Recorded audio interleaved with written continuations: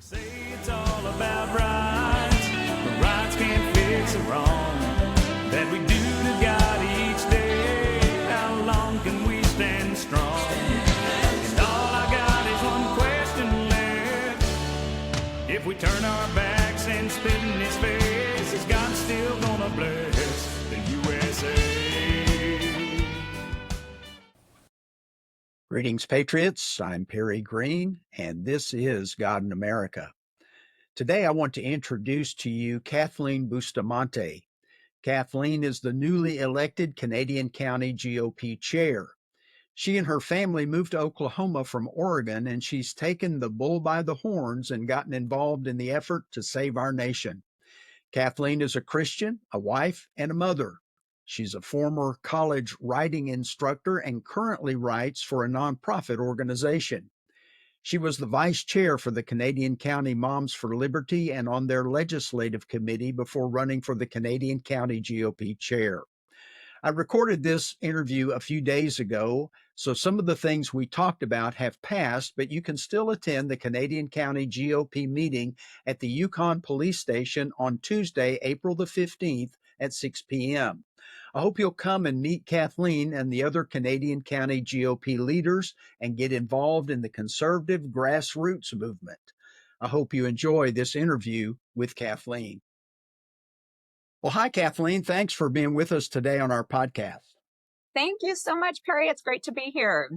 Well, I've been excited about doing this interview with you. You are a unique person for our day and time, and I'm just grateful that you're willing to take the time for us. You came to Oklahoma from Oregon. I met you, I think, several months ago at a Lion's Den meeting. You and I spoke the same night, and you told your story. You said escaping Oregon. Yep. And then I spoke after you. And I remember thinking when you spoke that they should have given you the whole time to really elaborate on the story. So would you share with our podcast audience some of your story in moving from Oregon to Oklahoma? Sure, absolutely. So I'll give you the condensed version because it can get a little long. But so I'm originally from New Mexico, grew up in a little town south of Albuquerque called Belen, had grown up visiting Oregon throughout my childhood because my parents' best friends lived in Eugene, Oregon. So we would go pretty frequently, maybe every other summer or so, to visit Oregon. And I just fell in love with it right away. I knew by the time I was 15, I wanted to settle in Oregon. And that's exactly what I did. I went to college, I traveled, went to grad school. And when I got back, I decided on a date and a plan to get to Portland. I decided that I was going to settle in Portland. I'd actually met my husband about 3 months before my original date that I was set to go.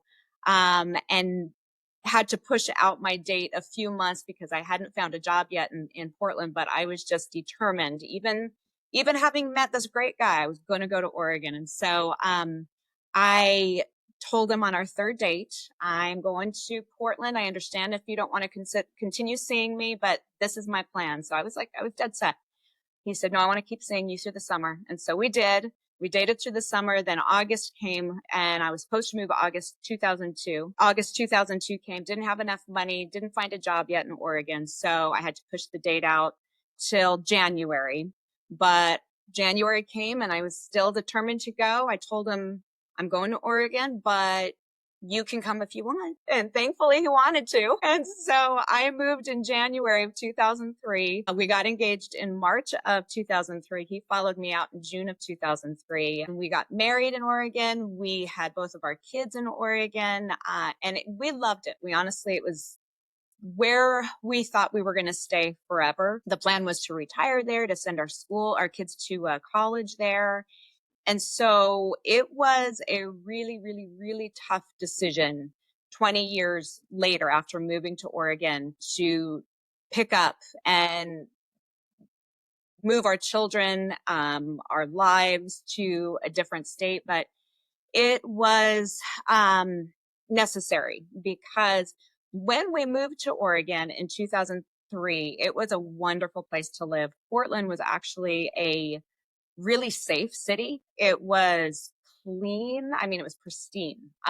People would come from all over the country. It was a very, very popular place to live. In fact, I think for about 7 years in a row, throughout maybe 2010 to 2017-ish, it was the number one city for people to move to in the whole United States. And for good reason. It really was a wonderful place, even to raise children. But we started to see things go downhill during the Obama era. Portland is a very reactionary city. It breeds activists, it breeds reactionaries. And so it wasn't unusual to see protesters. In fact, when I had moved to Oregon, it was shortly after, I believe, George W. Bush declared war, and we sent in troops into Iraq. And so I remember even back then, protesters laying on the bridges and, not allowing traffic to go through. And that was 2003. And I remember thinking, this is really odd. I've never lived in a place where people lay on bridges to obstruct traffic. But I quickly became used to this. This is the way it's done. Portlanders are, protesters. And it really didn't bother me. It didn't affect my life personally until Obama. And then the protesting became more and more frequent. It became more and more violent. It was during the Obama era that there were, oh gosh, what was it? It was the Occupy Wall Street movement took place. And that was huge in downtown Portland. I worked in the federal courthouse, and I remember looking down from my, fourth floor window at these encampments, and they had set up their tents throughout the park right below the federal courthouse. And they were there for at least a month, and it was disgusting, and they cut off traffic.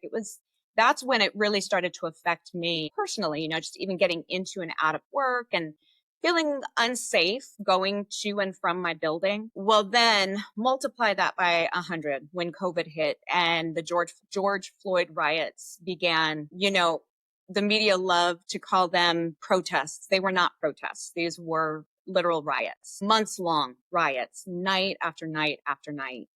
And so between the riots, in which I had Portland police officer friends who were in harm's way. Like, I actually had a couple of police officer friends who quit their jobs after having worked for their police department for years. One of them, I think he had been a cop for 12 years. He only had 8 years left.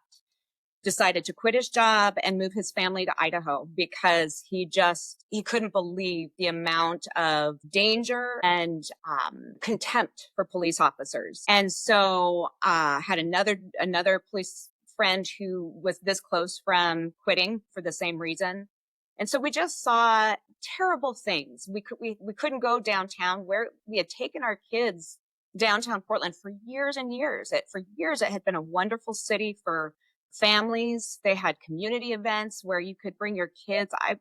My kids grew up going to downtown Portland, and suddenly you can even drive within a 5-mile radius of downtown Portland. There were people who had driven through neighborhood streets in Portland who by mobs had been their car was stopped by mobs and they were dragged out of their cars and beaten. So it was tragic. Truly. It went from a city that we truly loved and thought we were going to stay in forever to a place that really we escaped. And that's not even talking about the COVID craziness. That's a whole other story. So anyway, yeah, we left Oregon in 2022. We really prayed about where God would lead us. Even if we should leave, it was a really tough decision to make. We had an amazing church that we had attended for 15 years. We had lifelong friends, they are closest family, in my opinion, who we were devastated to have to pick up and leave. They were families that we thought our kids were going to grow up with, go to college with. And so it really was a tough thing to have to redirect our entire lives, pick up and go. But we knew that in order to keep our kids safe and to give them the opportunity to live a peaceful childhood like what we had growing up, we were going to have to leave a blue state and move to a red state. So that's how we ended up in Oklahoma. I didn't know that you were from New Mexico. Really? Yeah, I was born in Albuquerque, so we've got that in common. Right. Yeah, I left very young, but I was born in Albuquerque, so I didn't realize that about you. That is. So, in coming to Oklahoma, what have you found about living here as opposed to Oregon? Goodness. It's in a lot of ways, it's night and day. We noticed immediately, like before we even moved into our house, how friendly people were, how down to earth people are. It was like being able to breathe.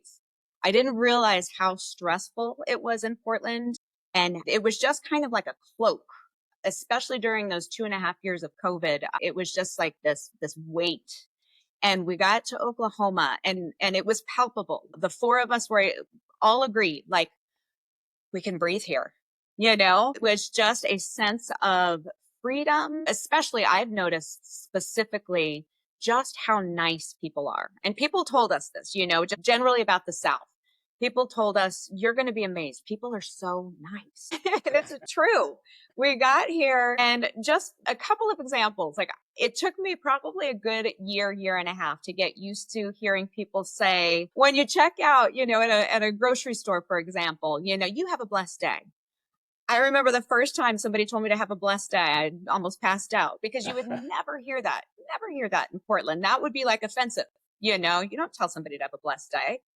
Who's blessing you? That's religious. And Wow. so just something as simple as have a blessed day. I remember just being like, and it was the same. I remember shopping at Winco in downtown OKC. Actually, it was in War Acres. And I'm bebopping down, some aisle looking for dishwash detergent. And there was a manager, supervisor standing there in the same aisle talking to a gentleman. And he stopped his conversation and turned to me and he said, is there anything I can help you with? And I said, oh, I'm just looking for dishwash detergent. And he pointed to me where I needed to go. And then he told me, ma'am, I hope God blesses you today. You have a wonderful day. God is great. And I hope he blesses you abundantly today. And I was just, where am I? And so things like that have just happened over and over and over where I hope that I don't get used to it. I hope that it doesn't just become the norm because for so long, it just was such a breath of fresh air to be among people who were just kind and caring. And that was just second nature. That wasn't a put on. That wasn't a, oh, you're new, we're going to be nice to you. No, people are just this way in Oklahoma. Well, very good. I'm glad to hear that. Mhm. Has there been anything that kind of surprised you the other way? Yes. So we came definitely with our hair on fire, ready to warn Oklahomans. We came from a really bad situation. And I think my husband and I both had a bit of PTSD. But when we arrived, I had prayed before we even left Oregon. I prayed that God would put me in a place and positions that would allow me to make a difference and just to even warn other people, of what can happen if you are too relaxed, if you don't take what's happening in our country seriously. So one of the things that surprised me here was kind of the attitude of complacency. People here, and I think a lot of it is because they just have not experienced the alternative. We're conservatives. It's a red state. It's always been a red state. Or for the most part, it's always been a red state. We have nothing to worry about. As long as we vote for in the presidential elections, we're good to go. And we're screaming from the rooftops. No, you've got to wake up. You have got to vote in every single election possible. You get your butt down to the school board election. That is just as important, if not more important than the presidential election, because we saw even that, the schools in Oregon, we wouldn't let our kids go to public school in Oregon. We either private schooled or homeschooled our kids there because we wouldn't let them set foot in a public school in Oregon because of the garbage that just inundated children there. And so when we moved here and started to get active and I joined Moms for Liberty here, I started tracking what's happening in the schools in our county, in our state, and realizing like, holy cow, it's here. Maybe it's not to the extent yet as it was in Oregon and in Portland specifically, but it's coming. And the problems that we escaped in Oregon are here and they're growing quickly. And so that was my biggest concern when we got here, was trying to explain to Oklahomans, you need to wake up, you need to get active, you need to vote. And people were just like, oh no, it's fine. We're a red state. You got nothing to worry about. So that's really been my biggest concern, and really why I will not shut my mouth. People are tired of hearing from me, and I don't care. No, that's good. And this is why I think you're a unique person in our day and time, because you are not sitting on the sidelines. You're new to the state relatively, and you've come in with guns blazing to really help us do exactly what you were just talking about. And so you've gotten involved not only with Moms for Liberty, but you've gotten involved with the GOP. That's right. And so what led you into the political piece of all this? Well, kind of interesting. So my plan was not to really get too political. I thought the extent of my politics would be Moms for Liberty. I was with them for 2.5 years, and then I got involved in the legislative committee of Moms for Liberty, where that was a great experience. That really opened my eyes to just the ins and outs of legislation here in Oklahoma, but also legislators. I was so convinced when I moved here, I'm moving to the reddest state in the union. Every single county voted for Trump 3 years in a row. This has got to be, every single legislator here has got to be just as red as I am. And come to find out, no, that's not the case, That's right. And so being on that legislative committee opened my eyes to what a need there is to push people, true conservatives with true conservative values, into those positions on the legislature, but also in county politics. It doesn't just have to be state politics. But county and city politics are just as important as all those state elected official positions. And as I learned more and I became more involved in Moms for Liberty, I saw the need for people in our county to step up and to really take this seriously. Look ahead, not just look for, easy pat solutions, but we need to be looking ahead to our future as a county, as a state, as a country. And that's really what led me to run for this Canadian County GOP chair position. I was approached by a number of people asking me if I would consider running. And at first I thought, oh my gosh, what am I doing? I don't know anything about this, but I prayed on it, I talked to my husband about it, and really, truly, I kept hearing, for such a time as this, for such a time as this. And, where Esther is one of my favorite heroines of the Bible. And I just kept hearing, if not you, then who? And so instead of being complacent myself, I thought it's time for me to step up. Here's my opportunity. It's time. Well, you evidently made an impact on the people who were at that convention, because you ran unopposed. And so it was a real surprise to me that you were unopposed, but Me too. I think you would have carried it even if someone had run against you. So as our Canadian County GOP chair, what kind of plans do you have for the party in the near future? Well, one of the big things, and I've heard a number of people as I was preparing to run and talking, I asked a lot of people, what would you like to see? What's important to you? And quite a few people mentioned just pulling in younger voters, and younger conservatives, really. We keep hearing, the youth is our future. And without the youth, where are we going to be? Well, it's true.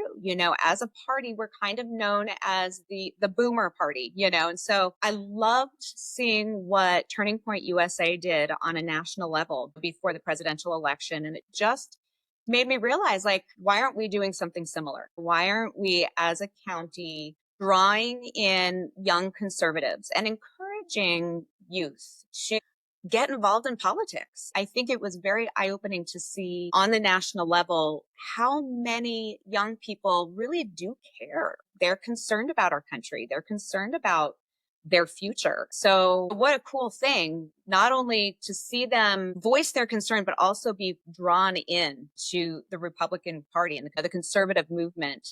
And so I really would like to do the same thing on a county level. In fact, we are going to meet tonight. The executive committee for the county are going to meet tonight and start hashing out ideas for what we can do, to draw in those younger voters, but also just get people showing up to events. And so we're going to talk about some more family friendly events, and hopefully draw in, and even create some events that will be really good for college students. I have a meeting scheduled with a couple of college students who live in Canadian County who are really interested in politics. And so we're going to sit down and put our heads together and talk about some events that we can put on as a county that would hopefully draw in college and maybe even high school students so that they could see, like, okay, it's not just for middle age up, and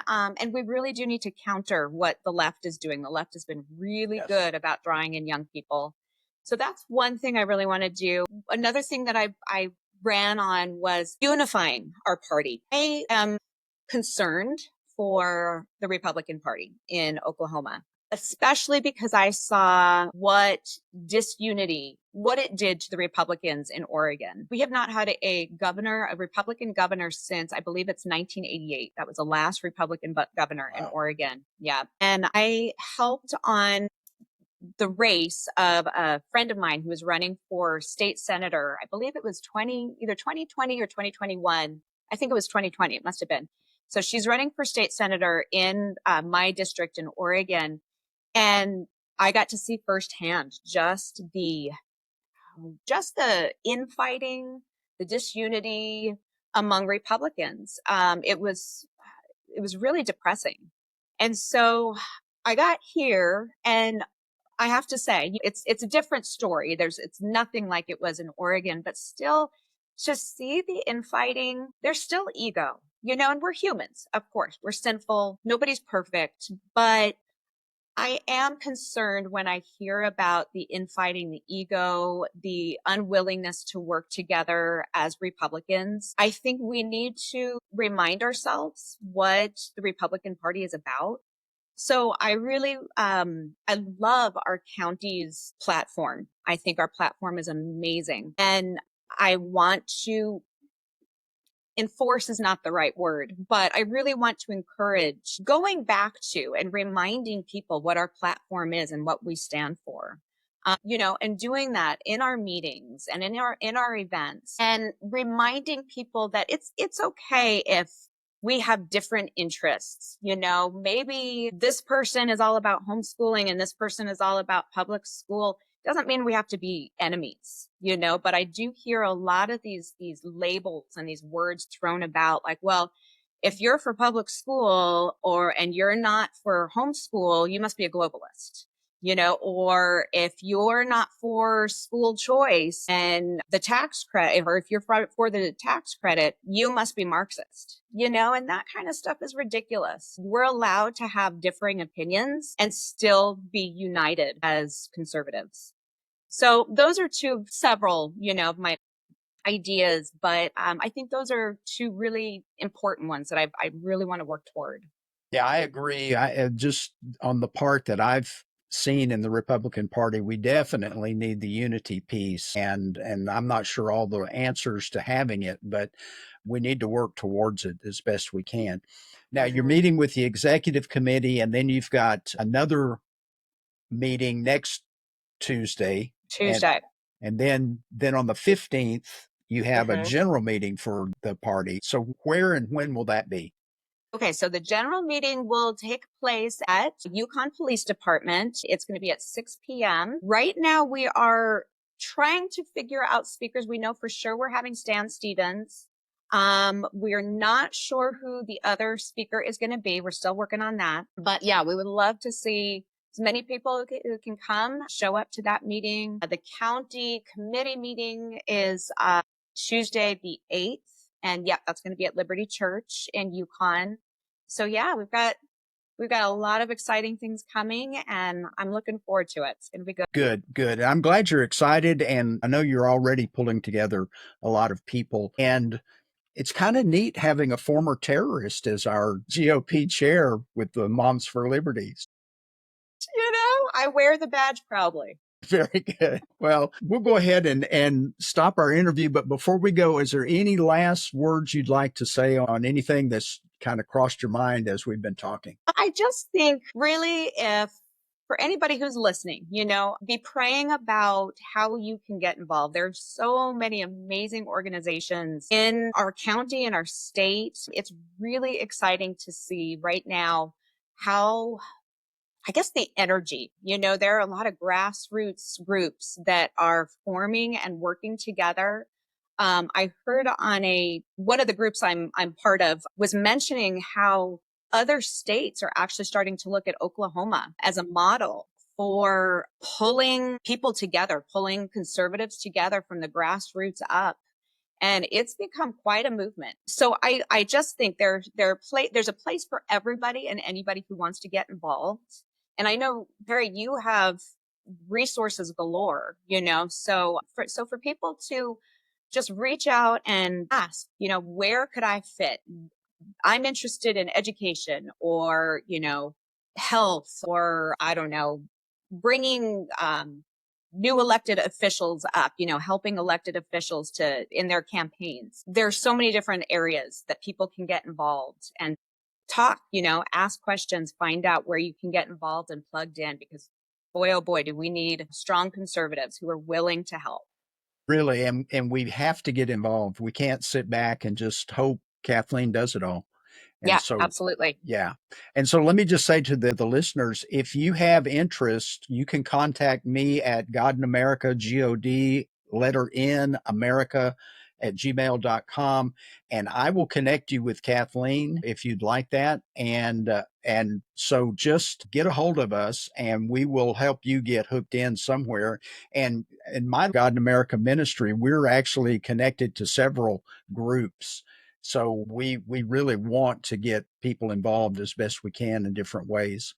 So thank you, Kathleen, for taking time to be with us. I hope people will participate in our Canadian County GOP. And if you're outside the state or outside of Canadian County, get involved in your local area. Again, we're willing to help you get connected in other places. So thank you. And thank you. You have a blessed day. Thank you, Perry. You too. Bye. Bye-bye. Yeah, if we turn our backs and spit in his face, well, God still bless.